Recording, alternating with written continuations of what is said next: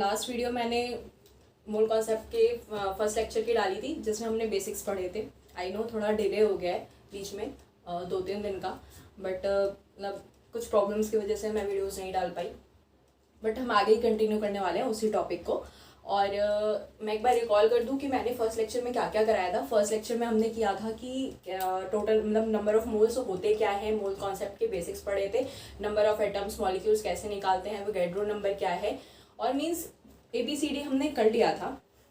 अब अगर मोटे मोटे तौर पर कहूँ तो 2-3 चीज़ें बच गई है हमारे पास इस चैप्टर में, जैसे कि जो ये मोलैरिटी नॉर्मेलिटीज़ होते हैं यानी कंसनट्रेशन जो हम निकालते हैं वो होंगे। उसके बाद स्टोइचियोमेट्री होगी, फिर एम्पेरिकल फार्मूला का एक टॉपिक है। बेसिकली यही 3 टॉपिक हैं, बट क्वेश्चन ज़्यादा इन्हीं से ही बनते हैं IITs में भी और बोर्ड्स में भी। और क्या कहते हैं, ये मतलब जो आगे के ये टॉपिक होने वाला है ये बहुत इंपॉर्टेंट टॉपिक है। तो अभी मैं जो पिछली क्लास थी उसी का एक क्वेश्चन मतलब 1-2 क्वेश्चन दे करके कंटिन्यू कर रही हूँ, क्योंकि पिछली बार हमने बेसिक्स पढ़े थे तो उसका एक बार रिवीजन हो जाएगा इससे, और फिर हम फर्दर आगे जो टॉपिक्स हैं उन्हें प्रोसीड करेंगे। ठीक है, तो अभी आपके लिए ये क्वेश्चन है, इसे एक बार पढ़ लीजिए, मैं बता देती हूँ इसका मतलब, और उसके बाद फिर थोड़ा सा आपको टाइम देंगे, नहीं तो आप वीडियो पॉज करके इस क्वेश्चन को ट्राई करिएगा। फिर अभी मैं इसका सॉल्यूशन भी करा देती हूँ। एक बार इस क्वेश्चन को पढ़ लो।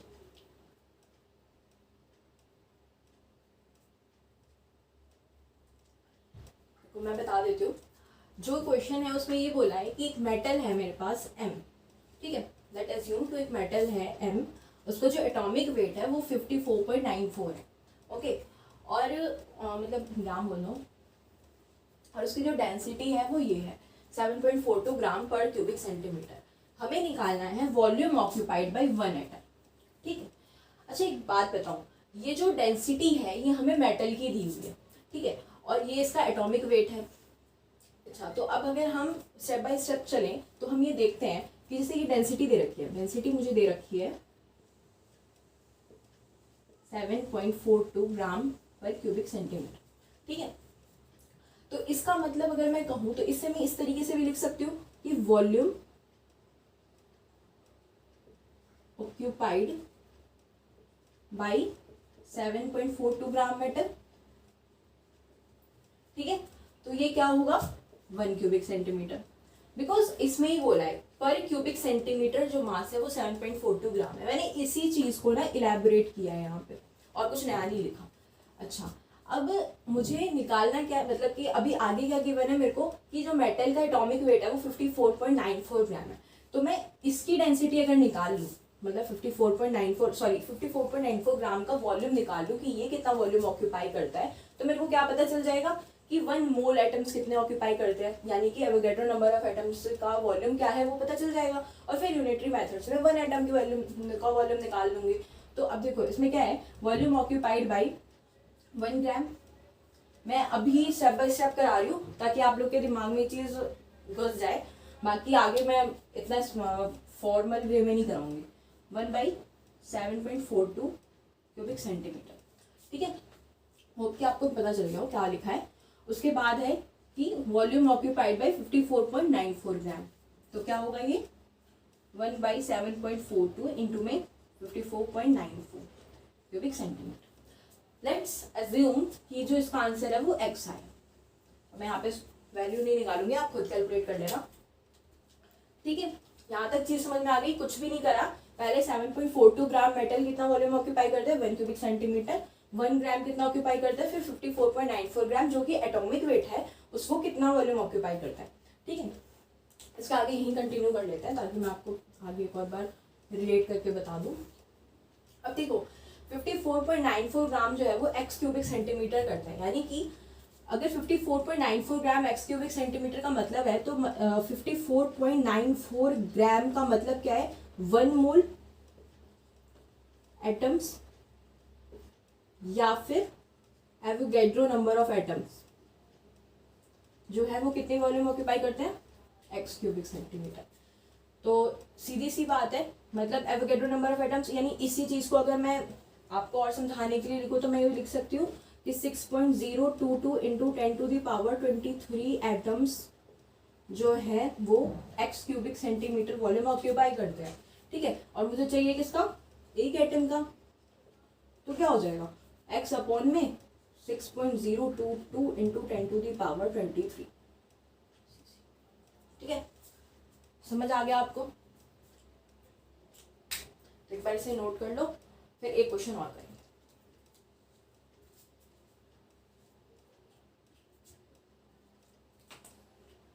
ये हमारा आंसर।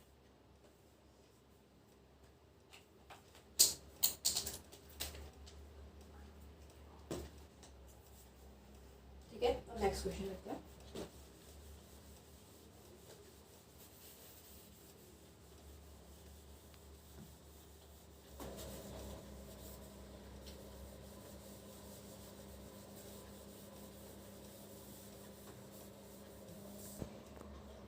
तो ये आपका सेकंड क्वेश्चन। ये क्वेश्चन 2019 मेंस में आया हुआ है, तो कुछ बच्चों ने देखा भी होगा। और क्या कहते हैं, इनको ये क्वेश्चन इजी है काफ़ी, मतलब सिर्फ सिंपल मैथमेटिक्स है, बट फिर भी एक बार हैंड सेट हो जाए इसलिए क्वेश्चन करा रही हूँ। तो आप एक बार देख लो, पढ़ लो, फिर मैं सॉल्व कराती हूँ।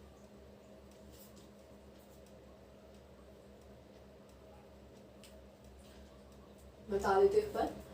AB2 एक कंपाउंड है हमारे पास,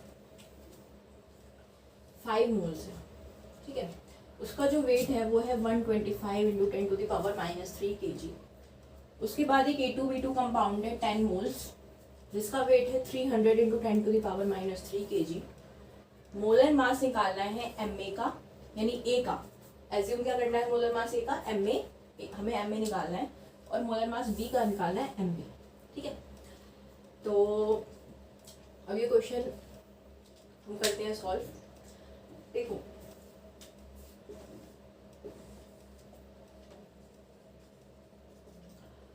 अब क्या है कि सब मतलब फर्स्ट केस लेते हैं हम कि AB2 कंपाउंड है।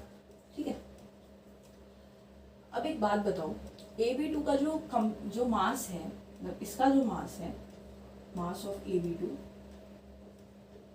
वो क्या दे रखा है 125 इंटू में 10⁻³ kg।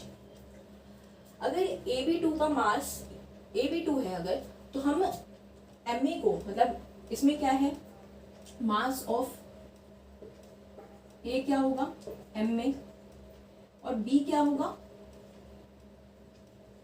2Mb। क्यों, B के 2 मोल्स। ठीक है, तो अब एक चीज बताइए, अगर इसको इक्वेशन में ये बनाऊं कि Ma प्लस 2Mb, ठीक है, और इसके 5 मोल्स, यानी कि 1 मोल का तो मोलर मास ये होगा, इसके 5 मोल्स यानी 5 इंटू दिस, क्या दे रखा है मेरे को 125 इंटू में 10⁻³ kg। इक्वेशन 1 हो गई। ठीक है, सिमिलरली केस 2 में मैं डायरेक्ट क्वेश्चन, मतलब अब देखो इसमें क्या होगा कि A2 B2 का मास क्या दिया हुआ है मुझे 300 इंटू में 10⁻³ kg। यहाँ पर मास A का क्या होगा 2Ma, और सिमिलरली B का क्या होगा 2Mb। यहाँ इक्वेशन क्या बनेगी 10 मोल्स ऑफ A2B2, यानी कि 1 मोल का वेट क्या होगा 2Ma प्लस 2Mb। ठीक है, 2Ma प्लस 2Mb, और 10 मोल्स का 10 इंटू में this is equals to 300 into में 10⁻³ kg। जब अब आपके पास ये 2 इक्वेशंस हैं। ठीक है,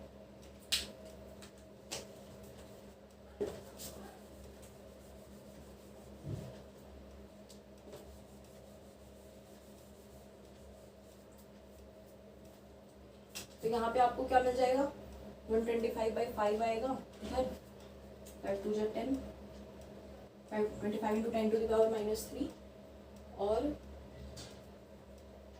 Ma इज इक्वल्स टू आ जाएगा 25 इंटू में 10⁻³ माइनस 2Mb।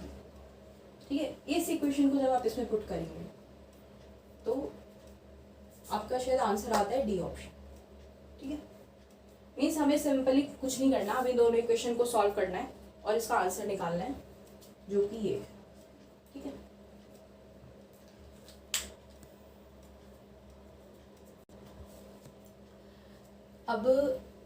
अब हम करने वाले हैं, मतलब जो अभी तक था वो था number of moles, atoms, Avogadro number, इन सबसे रिलेटेड क्वेश्चन। अब क्या है, अब हम ये देखेंगे कि सॉल्यूशंस के कंसंट्रेशन कैसे निकालते हैं, ठीक है। अभी तक अगर मैं कहूँ कि कंसंट्रेशन होता क्या, तो देखो, अगर सपोज मान लो कि तुम्हारे पास 2 बीकर है, ठीक है। बीकर सेम साइज में यार, बड़े छोटे नहीं है, ठीक है। तो अब इसमें सपोज मान लेते हैं हमारे पास है 100 ml वाटर, ठीक है। यहाँ पे भी है 100 ml वाटर। इससे पहले एक चीज है, देखो जो सॉल्यूशन होता है,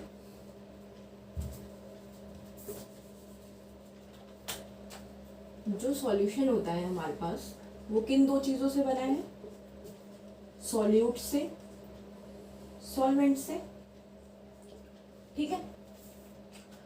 अब सॉल्यूट से बना है और सॉल्वेंट से बना है। मैं यहाँ पर किस चीज की बात करने वाली हूँ, सॉल्यूशन की, यानी कि हम कंसंट्रेशन ऑफ सॉल्यूशन की बात करने वाले हैं। तो क्या होगा कि जो 100 ml H2O है यहाँ पर, और ये 100, ये दोनों ही इस केस में क्या है, अपने केस में सॉल्वेंट है, ठीक है। अब मैंने इसमें क्या किया,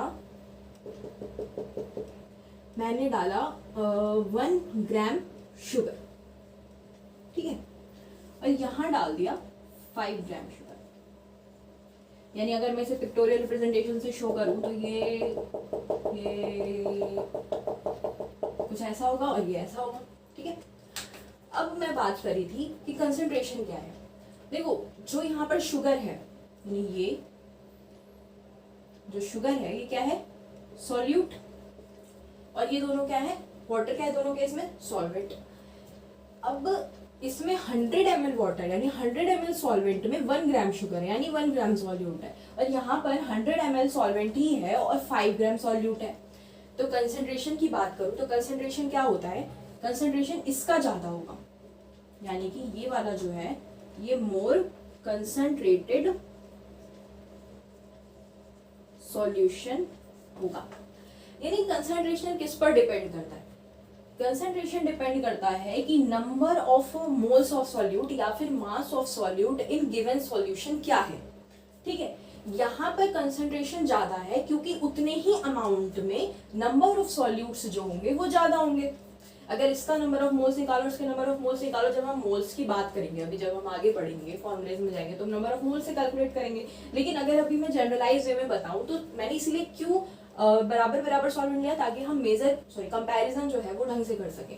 यहाँ 100 ml सॉल्वेंट में 1 ग्राम शुगर था, यहाँ 100 ml क्या कहते हैं सॉल्वेंट में 5 ग्राम शुगर है, 5 ग्राम सॉल्यूट है। तो इसका मतलब ये सॉल्यूशन जो है वो ज्यादा कंसंट्रेटेड है, ठीक है, यहाँ पर कंसंट्रेशन ज्यादा है। अगर मैं इसका पिंच ऑफ, मतलब ये होमोजेनियस मिक्सचर होता है, अगर मैं इसमें से 1 स्पून सॉल्यूशन ले लूं, ठीक है, और इसमें से भी 1 स्पून सॉल्यूशन ले लूं, तो मेरे पास फिर से जो सॉल्यूशन आएगा स्पून में, वहां भी ज्यादा कंसंट्रेशन होगी। यानी कि मेरे कहने का मतलब ये है कि हम per unit volume of solvent में, per unit volume of solution में जो सॉल्यूट प्रेजेंट है ना, उसकी बात करते हैं, ठीक है।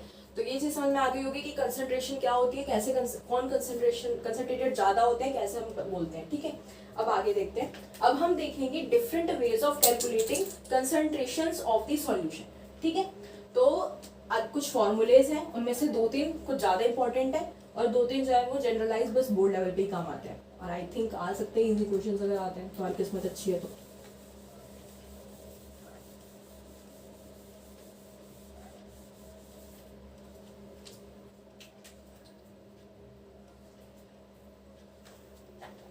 पहला इजी से ही शुरू करते हैं, मास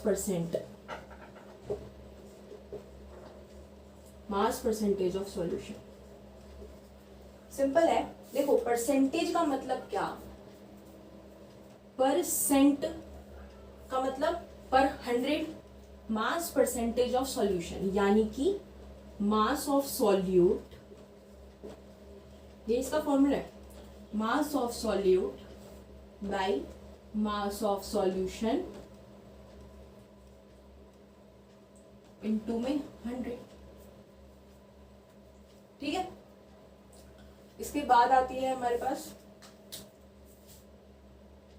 इसी तरह से अगर मैं पार्ट्स पर मिलियन की बात करूं, पार्ट्स पर बिलियन की बात करूं, जैसे अगर मैं कहूं कि जैसे ये मास परसेंटेज था, ये मास पीपीएम की बात जब हम करेंगे तो क्या हो जाएगा, 10⁶ हो जाएगा। ठीक है,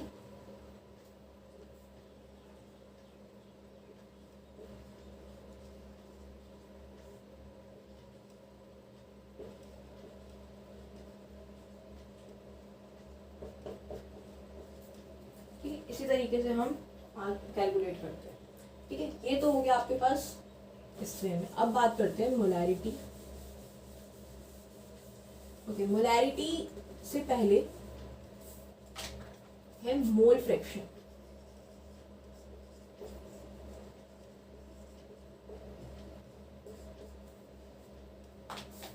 मोल फ्रैक्शन क्या होता है? अब सपोज करो, इसे ऐसे बताती हूँ कि आपके पास A प्लस B का एक सॉल्यूशन है। ठीक है, और A के नंबर ऑफ मोल्स है number of moles of A और B है number of moles of B। ठीक है, मोल फ्रैक्शन क्या होगा? अगर मैं कहूँ, मोल फ्रैक्शन को डिनोट करते हैं ऐसे। ठीक है, अगर मुझे निकालना है मोल फ्रैक्शन ऑफ A, तो इसका फॉर्मूला होगा number of moles of A by total number of moles, यानी कि number of moles of A plus number of moles of B, या फिर और होंगे तो और ज्यादा। यानी कि हम ये कह सकते हैं कि नंबर ऑफ मोल्स डिजायर्ड,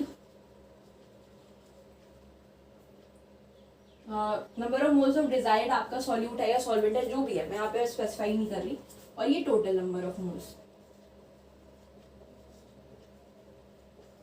यानी कि अगर ये तीन चीजों का सॉल्यूशन होता तो यहाँ Na/Na plus Nb plus Nc हो जाता। बात समझ में आ रही है? नीचे हमारे पास टोटल नंबर ऑफ मोल्स होंगे। इसी तरीके से मोल फ्रैक्शन ऑफ B का फॉर्मूला बन जाएगा number of moles of B by number of moles of A plus number of moles of B। ठीक है, अब आप इस चीज को सम करोगे तो आपको खुद ही पता चल जाएगा, ये 1 हो जाएगा। तो हम दूसरी लैंग्वेज में अगर मेरे को मान लो कि निकालना है मोल फ्रैक्शन ऑफ A, मैंने निकाल लिया, तो मोल फ्रैक्शन ऑफ B निकालने के लिए मैं एक चीज फॉर्मूला लगा सकती हूँ, mole fraction of A plus mole fraction of B is equal to 1 होता है हमेशा। अगर थर्ड कंपोनेंट भी होता तो तीनों का सम ही 1 होता। यानी कि अगर हमें एक का पता चल गया 2 में, तो हम दूसरे का निकाल सकते हैं 1 में से माइनस करके। ये होता है मोल फ्रैक्शन। ठीक है, ये हम अब नंबर ऑफ मोल्स आपको निकालना आता ही है, गिवन मास 1 मॉलिक्यूलर मास। ठीक है, तो ये हो गया हमारे पास मोल फ्रैक्शन। ये जितने भी फॉर्मूलेज बता रही हूँ, ये way of determining concentrations of the solution है। ठीक है, ये जो चैप्टर है या फिर ये जो पार्ट है इस चैप्टर का, वो 12th क्लास में चैप्टर नंबर 2 सॉल्यूशंस, उसका वो पूरा का पूरा चैप्टर ही इसी कॉन्सेप्ट पे है। मतलब कि उसमें 50% चैप्टर जो है वो आपका सिर्फ इन 4-5 फॉर्मूलों पे ही बेस्ड है।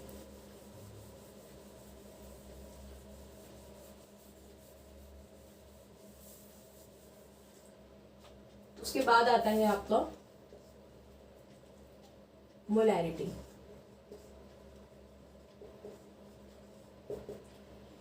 मोलैरिटी को डिनोट करते हैं कैपिटल M से, और इसका फॉर्मूला होता है number of moles of solute by volume of solution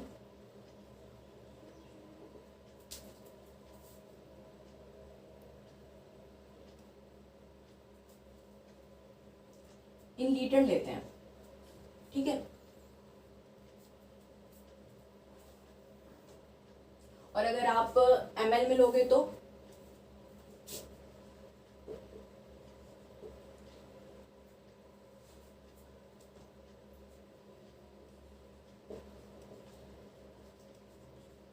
वैसे ये यूनिट कन्वर्जन है सीधा, लेकिन फिर भी मैं लिख देती हूँ।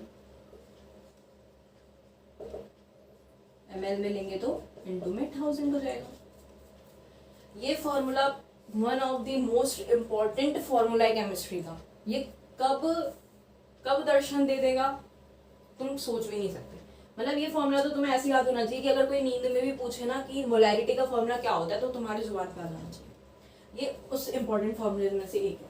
ठीक है, तो ये हमारे पास फॉर्मूला है जिसमें क्या करना है हमें, सॉल्यूट, यानी कि सॉल्यूट जो है उसके number of moles divided by volume of solution. ज्यादातर बच्चे कंफ्यूज करते हैं, कैसे कंफ्यूज करते हैं कि इसके बाद में एक फॉर्मूला और आता है मोलैलिटी, जिसको कि आप डिनोट करते हो जैसे स्मॉल एन से। क्यों कंफ्यूज होते हैं बच्चे? इसका फॉर्मूला होता है number of moles of solute by mass of solvent in K G. Similarly gram में होगा तो इनटू में 1000 हो जाएगा। ठीक है, अगर अभी ग्राम में लेंगे तो उसको कन्वर्ट कर लेना। ठीक है, तो बच्चे कंफ्यूज क्या होते हैं, यहाँ वॉल्यूम ऑफ सॉल्यूशन और यहाँ मास ऑफ सॉल्वेंट। अक्सर सॉल्वेंट वहां चला जाता है, सॉल्यूशन इधर चला जाता है, मास उधर गया, वॉल्यूम इधर गया, मतलब सब खिचड़ी बन जाती है। तो ये काम नहीं करना है हमें, और पता होना चाहिए इन दोनों में डिफरेंस क्या है, और ये दोनों अलग अलग फॉर्मूला, ये दोनों ही इंपॉर्टेंट है। ये कैपिटल एम से डिनोट करते हैं और ये स्मॉल एम से डिनोट करते हैं। ये बोर्ड के लिए भी इंपॉर्टेंट है, एंट्रेंस के लिए भी इंपॉर्टेंट है, पूरी केमिस्ट्री के लिए इंपॉर्टेंट है। ठीक है, तो ये नोट करो। फिर इसके बाद एक नॉर्मेलिटी का फॉर्मूला है वो लिखते हैं, और फिर उसके बाद एक दो फॉर्मूले और है, लिख लिया।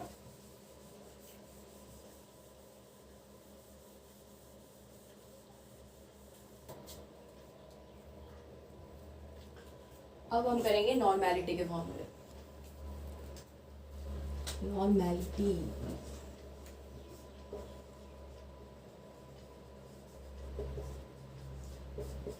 पर्सनली मेरे को सारे फॉर्मूलों में ये सबसे बेकार फॉर्मूला लगता है, लेकिन इंपॉर्टेंट बहुत ज्यादा। ठीक है, नॉर्मेलिटी भी कंसंट्रेशन डिटरमाइन करने के लिए ही यूज होता है, लेकिन और इसे डिनोट करते हैं कैपिटल एन से। इसका फॉर्मूला होता है, मोलैरिटी में हमने क्या देखा, number of moles of solute, यहाँ पे होगा number of gram equivalent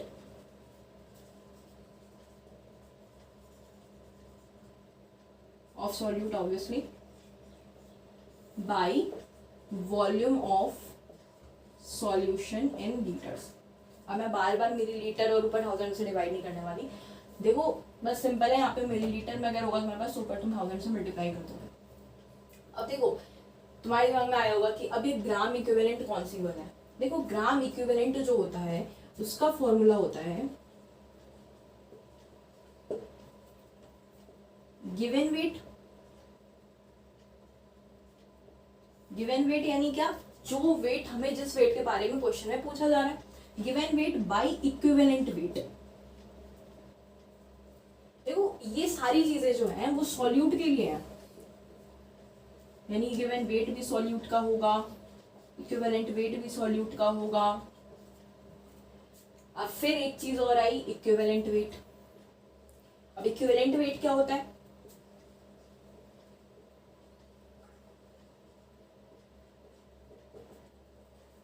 equivalent weight होता है मोलर मास बाई में एन फैक्टर। अब ये एन फैक्टर क्या है, एन फैक्टर एक तरह से वो फैक्टर है जो, इसे दूसरी भाषा में हम ये भी कह सकते हैं कि वो उस कंपाउंड की एसिडिटी या बेसिसिटी बताता है। जैसे कि अगर मैं कहूं H2SO4, H2SO4 एक एसिड है और ये 2H+ डोनेट करता है, यानी कि इसका एन फैक्टर 2 होगा। NaOH, इसकी बेसिसिटी क्या है, यानी ये OH कितने डोनेट करेगा, तो ये डोनेट करता है कितने, 1, यानी कि इसका एन फैक्टर होगा 1। सिमिलरली HCl का एन फैक्टर 1। ठीक है, तो इसी तरीके से हम एन फैक्टर कैलकुलेट करते हैं। ये हो गया आपके पास, ये नोट करो, फिर मैं आगे बताती हूँ।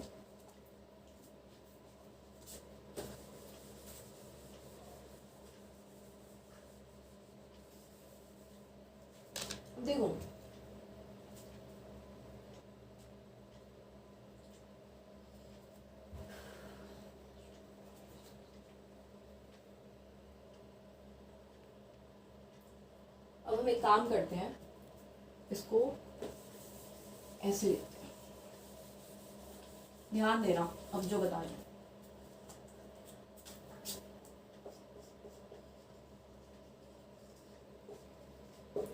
क्या था? Number of gram equivalent by volume in litre, ये सॉल्यूशन का है। ठीक है, नंबर ऑफ ग्राम इक्विवेलेंट की जगह क्या लिख सकते हैं? Given weight by equivalent weight into में volume of solution in litres. ठीक है, अब इक्विवेलेंट वेट की जगह क्या लिख सकते हैं यहाँ पे?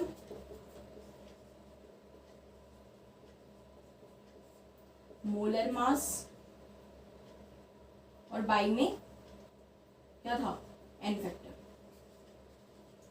यहाँ पे volume of solution in litre as it is हो गया। कुछ याद आ रहा है? वहां दिमाग पर, याददाश्त पर जोर डालिए और बताइए कि आपको कुछ याद आ रहा है। क्या ये फॉर्मूला जाना पहचाना नहीं है? जो ये वाला फॉर्मूला है आपका, क्या ये जाना पहचाना नहीं है? यही फॉर्मूला है हमारा किसका? मोलैरिटी का, जो अभी हमने थोड़ी देर पहले पढ़ा है, और इनटू में एन फैक्टर। यानी यहां से क्या साफ हो गया? नॉर्मैलिटी और मोलैरिटी का रिलेशन, और वो क्या है? नॉर्मैलिटी इज इक्वल्स टू में मोलैरिटी इनटू एन फैक्टर। ठीक है, ये भी लिख लीजिए।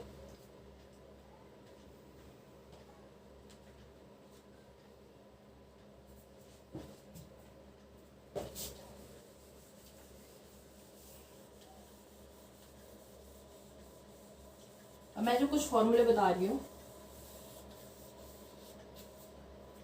वो फॉर्मूले एंट्रेंस के पॉइंट ऑफ व्यू से बहुत इंपॉर्टेंट है। सपोज करो कि आपके पास एक सॉल्यूशन है ए, ठीक है, इसको डाइल्यूट किया और बन गया क्या? Solution B. इसकी नॉर्मैलिटी दी हुई है कुछ, यानी इसको मान लेते हैं Na, और इसका वॉल्यूम दिया हुआ है कुछ, जिसे मान लिया Va। इसकी भी हमने नॉर्मैलिटी मिलेगी कुछ, जिसको जो होगी Vb, सॉरी Nb, और वॉल्यूम क्या होगा? Vb। इसको निकालने का, यानी कि अब इनका जो रिलेशन होता है वो होता है Na Va is equals to Nb Vb। ठीक है, अगर इसे, सीधी सी बात है, अगर n फैक्टर 1 हो जाएगा, यानी इफ किसी केस में n फैक्टर 1 है, तो क्या होगा? सेम फॉर्मूला लग जाएगा किसमें? Ma Va is equals to Mb Vb। चलो अभी n फैक्टर 1 क्यों लेना, अभी ये देखो, इसे क्या लिख सकते हैं? मतलब मैं इसी फॉर्मूले को क्या लिख सकती हूँ? n फैक्टर में इनटू में Ma Va is equals to, ये Ma क्या है? मोलैरिटी है, और ये n फैक्टर इनटू में Mb Vb। अगर n फैक्टर 1 है, इफ n फैक्टर 1 है, तो क्या हो जाएगा? ये Ma Va is equals to Mb Vb। ठीक है, तो ये हमारे पास एक फॉर्मूला आता है। ये फॉर्मूला डाइल्यूशन के लिए और कभी कभी टाइट्रेशन के लिए भी यूज होता है। ठीक है, लेकिन डाइल्यूशन के लिए हमारे पास मोर रैपिडली हम इसके क्वेश्चन ऑब्जर्व करेंगे, तो इसीलिए मैंने बता दिया डाइल्यूशन के साथ, डाइल्यूशन के टाइम पर ये फॉर्मूला जो होता है वो यूज होता है। ठीक है, इसके बाद हम कुछ क्वेश्चन करते हैं। पहले सिंपल क्वेश्चन से शुरू करेंगे।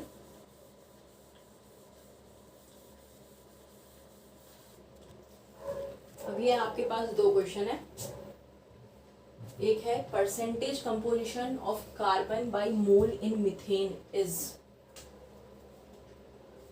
और दूसरा ये है 8 gram of NaOH is dissolved in 18 gram of water, mole fraction of NaOH in solution and molarity of this solution respectively are. ठीक है, ये दोनों ही क्वेश्चन 2019 मेंस के हैं भाई। पहला क्वेश्चन करो, थोड़ा सा टाइम दे रही हूँ फिर सॉल्व कराती हूँ। बहुत ही इजी क्वेश्चन है, मतलब ऐसा होना चाहिए कि क्वेश्चन कर लिया और फिर मेरा आंसर वेरीफाई कर रहे हो।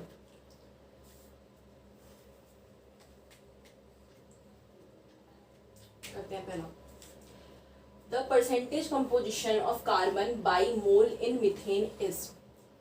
यहाँ पे एक बहुत इंपॉर्टेंट चीज है, मतलब एक तो हमें परसेंटेज कंपोजिशन निकालना है, ठीक है। दूसरी चीज बाई मोल।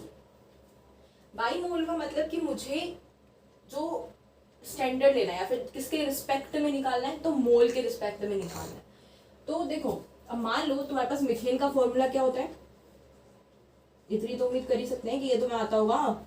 मीथेन का फॉर्मूला होता है CH4, ठीक है। अब देखो सीधी सी बात है, अगर मैं ये कहूँ 1 मोल CH4, अब यहाँ पे अगर मास बोला होता ना तो मैं इसका मास लेकर के ये निकालती, मैं तुम्हें बता दूंगी। पहले 1 मोल का कर लेते हैं, फिर मैं एक बार मास में बता दूँ तो समझ में आ जाएगी तुम्हें। 1 मोल CH4 में मेरे पास 1 मोल कार्बन है, इस लाइन में तो कोई दिक्कत नहीं होगी। 1 मोल CH4 है अगर, तो उसके पास उसमें हमारे पास 1 मोल कार्बन है। तो बोला क्या है, परसेंटेज कंपोजिशन ऑफ कार्बन। तो बात क्या करी है, परसेंटेज ऑफ कार्बन, यानी कि कार्बन मोल्स ऑफ, मैं इसको अगर अभी स्टैंडर्ड कोई फॉर्मूला नहीं लिख रही मैं, लेकिन मैं तुम्हें जनरलाइज बता रही हूँ कि इसमें मैं अगर mole of carbon by total mole of किसका, मीथेन का, यानी कि कंपाउंड का, और इनटू में 100% के लिए यही होता है। तो देखो मोल ऑफ कार्बन यानी कि 1 मोल कार्बन है, किसमें 1 मोल कार्बन है यहाँ पे हमारे पास, और 4 मोल हाइड्रोजन है, यानी 1/1 + 4 इंटू में 100, 1/5 इंटू 100 यानी 20। ये चीज समझ में आ गई होगी। अब हम देख लेते हैं कि मास का क्या मतलब है। शायद तुम मास वाली बात समझ जाओगे तो तुम्हें ये वाली भी चीज इजीली समझ आ जाएगी। अगर सपोज कि अगर हम ये कहें कि भाई जो क्वेश्चन है उसमें थोड़ी सी एडिटिंग कर देते हैं और बोलते हैं बाई मास निकालना है, तो क्या होगा कि मोलर मास ऑफ मीथेन क्या है मेरे पास, मोलर मास ऑफ मीथेन क्या है, 12 + 4 = 16 ग्राम। तो एक बात बताओ, 16 ग्राम CH4 में मेरे पास 12 ग्राम कार्बन है। बात समझ में आ गई। 1 ग्राम CH4 में क्या होगा, सॉरी मुझे कार्बन का निकालना है ना, तो इस साइड आएगा ना कार्बन।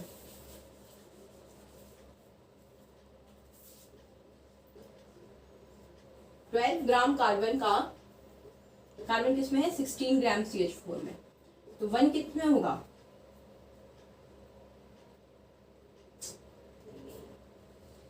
मतलब क्या है, अब हमारे पास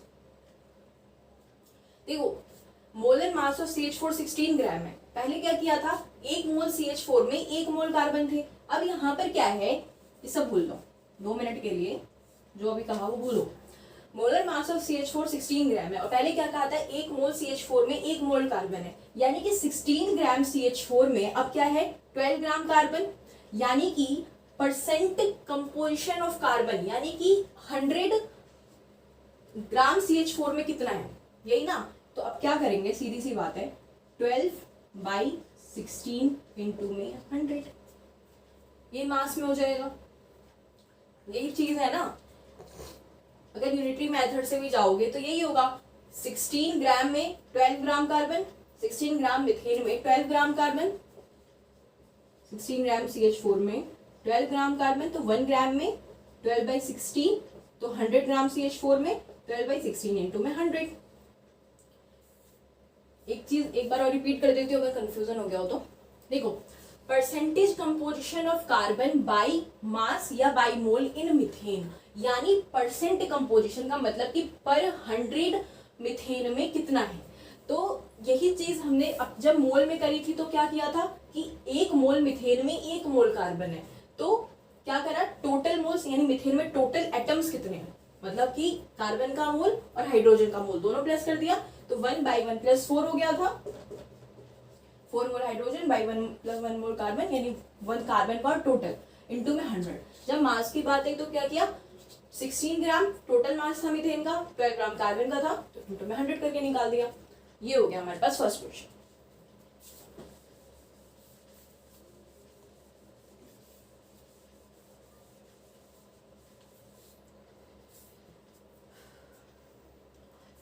अब है सेकंड क्वेश्चन। सेकंड क्वेश्चन में क्या है, 8 gram of NaOH is dissolved. 8 gram of NaOH क्या है, देखो मैं फर्स्ट ऊपर वाला क्वेश्चन एरेज कर रही हूँ।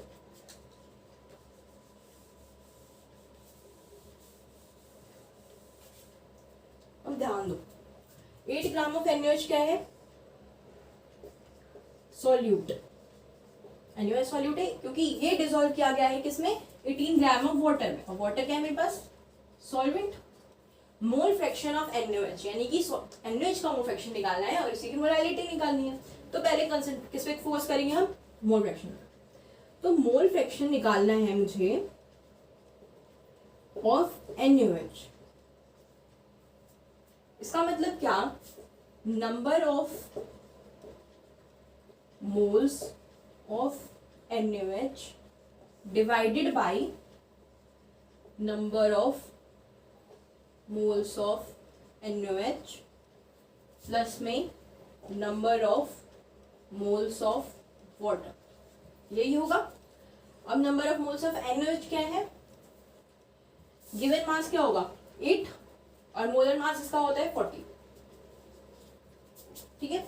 और सेम चीज 8/40 और number of moles of water यानी गिवन मास क्या है 18 और इसका मोलर मास भी 18, यानी कि 1/5/1/5 प्लस में 1,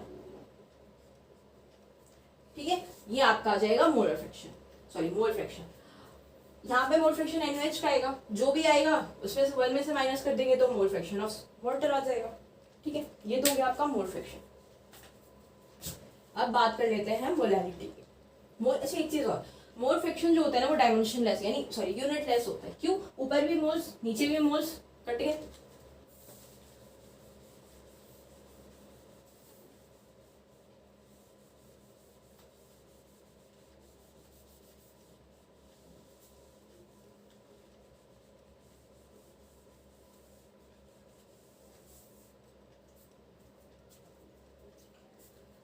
अब क्या है हमारे पास, मोलैलिटी।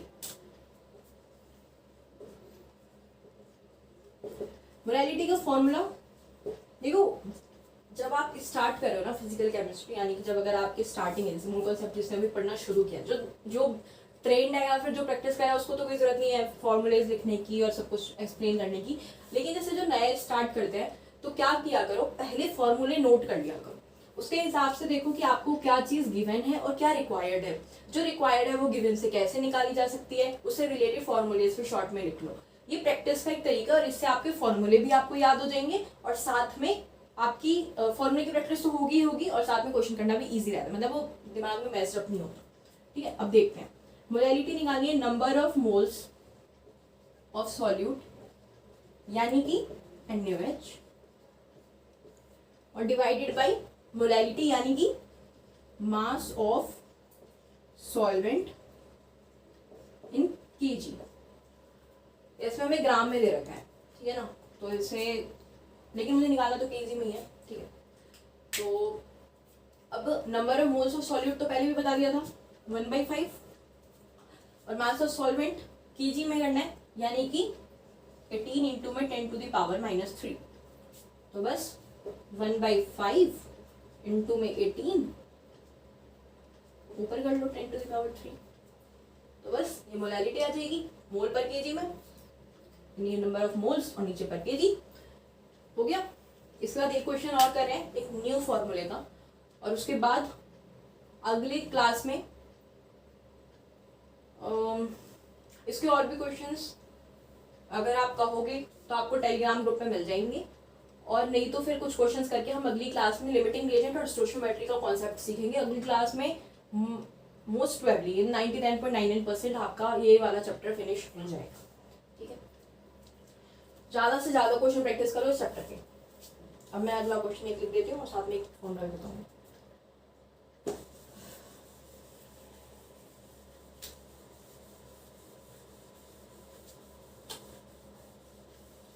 जैसे भी ये मोलैरिटी का है वैसी मोलैरिटी के भी क्वेश्चंस ऐसे इसी टाइप के ही आते हैं, वो भी कर लेंगे हम। आज नहीं करेंगे लेकिन नेक्स्ट क्लास में कर लेंगे, ठीक है। वैसे भी लिमिटिंग रिएजेंट, स्टोइचियोमेट्री वगैरह में मोलैरिटी घुसता ही रहेगा। अभी एनसीईआरटी के भी कुछ क्वेश्चन है इंपॉर्टेंट, वो भी करना है। अब बेसिकली 2 कॉन्सेप्ट को छोड़ के सिर्फ क्वेश्चन प्रैक्टिस करें। ये है आपका लास्ट क्वेश्चन आज की क्लास का। देखो इस क्वेश्चन में क्या बोला है, molarity of solution obtained by mixing 750 ml of 0.5 HCl and 250 ml of 2mHCl will be। अगर मैं इस क्वेश्चन को थोड़ी देर के लिए साइड कर दूं तो मैं एक चीज बताती हूँ आपको, मतलब इसको थोड़ा जनरलाइज में लूं। जैसे मान लो कि आपके पास ए है एक सॉल्यूशन, इसको मिक्स किया सॉल्यूशन बी में। देखो यहाँ पे HCl है पर डिफरेंट भी हो सकता है, और आपको जो मिलेगा वो सॉल्यूशन सी होगा। इसका मतलब ये नहीं है कि अब जो दूसरी बार मिलेगा वो HCl नहीं होगा, कुछ और होगा, ठीक है। या फिर अगर हम इनकेस मतलब अगर हम ज़्यादातर देखें तो ऐसे क्वेश्चंस आते हैं कि वॉल्यूम डिफरेंट होता है, मोलैरिटीज डिफरेंट होती है और उनको मिक्स किया जाता है, ठीक है। तो क्या है कि अब यहाँ पर लेकिन सॉल्यूशन डिफरेंट बताने का मतलब क्या है मेरा, कि इसका वॉल्यूम क्या होगा, Va होगा, इसकी वॉल्यूम क्या होगी, Vb होगी, और इसकी वॉल्यूम क्या होगी ये आप लोग बताएंगे मुझे, ठीक है। तो सॉल्यूशन ए जो है उसका वॉल्यूम Va है और इसकी मोलैरिटी क्या है Ma, इसकी मोलैरिटी क्या है Mb। चलो इसका वॉल्यूम भी मैं ही बता देती हूँ, तुम क्या बताओगे, ठीक है। तो V इसका क्या होगा, Va प्लस Vb। ये तो लॉजिकल था ना। अगर मान लो मैंने 2 लिक्विड्स को डिसॉल्व किया है और उसका जो वॉल्यूम होगा वो ऑफ कोर्स सी बात है सम अप होगा, और इसका जो मोलैरिटी होगा तो मोलैरिटी भी सम अप होगा, नो इसका मोलैरिटी होगा, ठीक है।